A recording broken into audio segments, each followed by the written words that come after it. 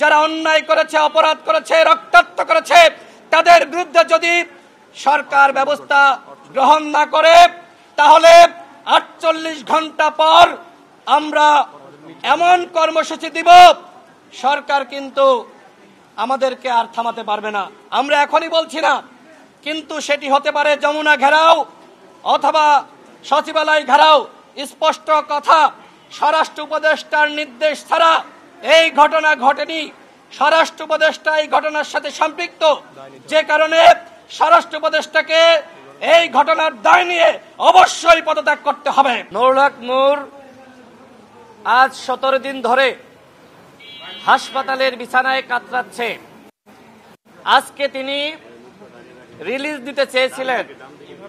এর কারণ হলো, এই দীর্ঘ সময় হাসপাতালে তিনি এক ধরনের অস্থিরতার মধ্যে আছেন।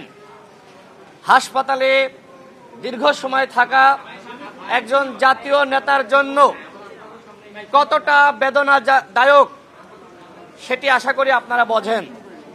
নুরুল হক নূর তিনি নিজেই বলেছিলেন যে তিনি আজকে রিলিজ নেবেন, কিন্তু কয়েকটি পরীক্ষা নিরীক্ষা শেষে ডাক্তারদের পক্ষ থেকে জানানো হয়েছে, আপনার এখনো রিলিজ নেওয়ার সময় হয়নি।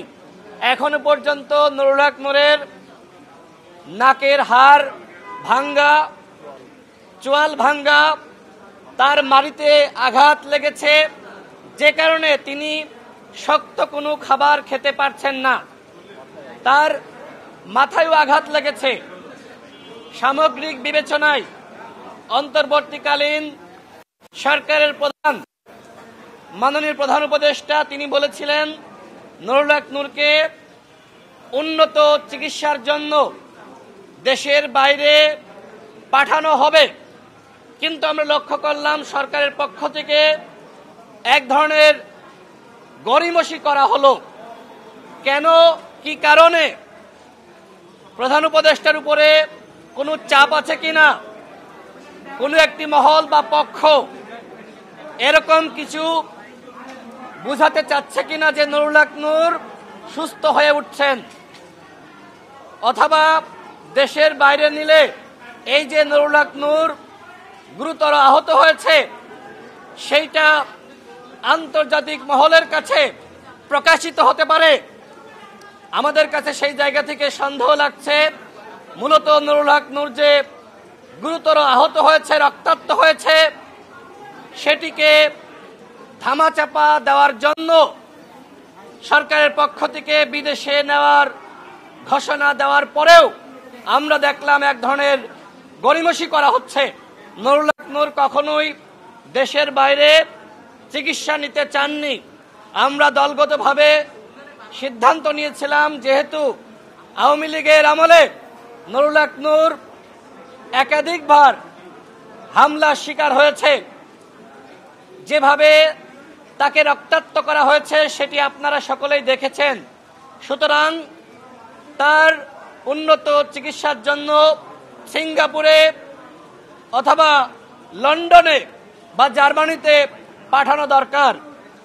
কিন্তু সরকারের যে গড়িমসি সেটি অত্যন্ত হতাশাজনক, যে কারণে আমরা মনে করি, আমাদের দল মনে করে নুরুল হক নূরকে যদি বিদেশে চিকিৎসার জন্য নিতে হয় সেটি আমাদের দলের পক্ষ থেকে নেওয়া হবে। সরকারের দয়ার উপরে আমরা আর নির্ভর করতে চাই না। আমরা সরকারের এই ঘোষণাকে, নুরুল হক নূরকে সরকারের পক্ষ থেকে উন্নত চিকিৎসার জন্য বিদেশে নেওয়ার যে ঘোষণা দেওয়া হয়েছিল সেই ঘোষণাকে আমরা প্রত্যাখ্যান করছি। আমরা আমাদের দলের পক্ষ থেকে উন্নত নূরকে দেশের বাইরে আমরা পাঠাবো। যদিও নুরুল হক নূর বলেছেন তিনি বাংলাদেশের চিকিৎসা ব্যবস্থার উপর আস্থা রেখে তিনি দেশেই চিকিৎসা নিতে চান। প্রাণ কফি ক্যান্ডি, কররা কফির কঠিন স্বাদে হাইকে বলো বাই। প্রাণ কফি ক্যান্ডি, হাইকে বলো বাই। প্রিয় সাংবাদিক ভাইরা, এই ঘটনার 17 দিন অতিবাহিত হতে যাচ্ছে, এখনো পর্যন্ত সেনাবাহিনীর যারা এই ঘটনার সাথে সম্পৃক্ত, পুলিশের যারা এই ঘটনার সাথে সম্পৃক্ত, কাউকে এখনো পর্যন্ত গ্রেপ্তার করা হয়নি, তাদের বিরুদ্ধে কোনো ব্যবস্থা গ্রহণ করা হয়নি। এই ঘটনার স্পষ্ট ভিডিও রয়েছে, সিসিটিভি ফুটেজ রয়েছে, কিন্তু তারপরেও এখনো পর্যন্ত সেনাবাহিনী এবং পুলিশ বাহিনীর যারা এই ঘটনার সাথে সম্পৃক্ত, তাদের বিরুদ্ধে ব্যবস্থা গ্রহণ না করা আমাদের মধ্যে এক ধরনের সন্দেহ এবং সংশয় সৃষ্টি করেছে, আদৌ এই ঘটনার বিচার হবে কিনা।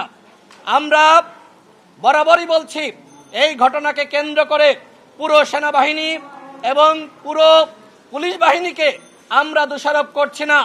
আমরা শুধুমাত্র এই ঘটনার সাথে যারা সম্পৃক্ত, যারা এই ঘটনার নির্দেশদাতা, তাদেরকে চিহ্নিত করে আমরা বিচারের আওতায় আনার দাবি জানাচ্ছি। আপনারা জানেন, একটি তদন্ত কমিশন গঠিত হয়েছে। সেই তদন্ত কমিশন আমরা শুনেছি যে তারা কাজ শুরু করেছেন, যদিও তারা এখনো পর্যন্ত তথ্যপত্র সংগ্রহ করার জন্য আমাদের সাথে আনুষ্ঠানিকভাবে যোগাযোগ করেনি। অন্য একটি মাধ্যম, প্রশাসনের একটি মাধ্যম আমার সাথে যোগাযোগ করেছে এবং কিছু তথ্যপত্র চেয়েছে।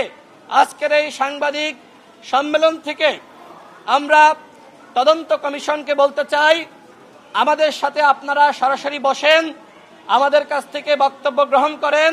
আমাদের কাছে যে ধরনের প্রমাণ আছে, ভিডিও আছে, আমরা আনুষ্ঠানিকভাবে সেগুলো আপনাদের কাছে আমরা সরবরাহ করতে চাই। এই তদন্ত কমিশনের উপরে আমরা আস্থা রাখছি। আমরা তাদের কাছে প্রত্যাশা করি, যারা এই ঘটনার সাথে সম্পৃক্ত, তাদের বিরুদ্ধে অবশ্যই উপযুক্ত ব্যবস্থা গ্রহণ করতে হবে। সর্বশেষ বলতে চাই, নুরুল হক নূর হাসপাতালের বিছানায়, শুধুমাত্র নুরুল হক নূর হাসপাতালের বিছানায় না, আগামীতে আপনাকেও কিন্তু এইভাবে আইসিইউতে আসতে হতে পারে।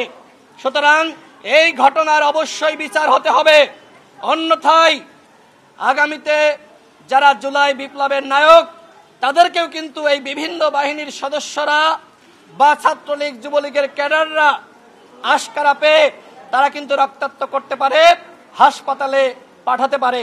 সুতরাং আমি মনে করি শুধুমাত্র নুরুল হক নূর আক্রান্ত হয়নি, পুরো বাংলাদেশ আক্রান্ত হয়েছে। সুতরাং যারা অন্যায় করেছে, অপরাধ করেছে, রক্তাক্ত করেছে, তাদের বিরুদ্ধে যদি সরকার ব্যবস্থা গ্রহণ না করে, তাহলে 48 ঘন্টা পর আমরা এমন কর্মসূচি দিব, সরকার কিন্তু আমাদেরকে আর থামাতে পারবে না। আমরা এখনই বলছি না, কিন্তু সেটি হতে পারে যমুনা ঘেরাও অথবা সচিবালয় ঘেরাও।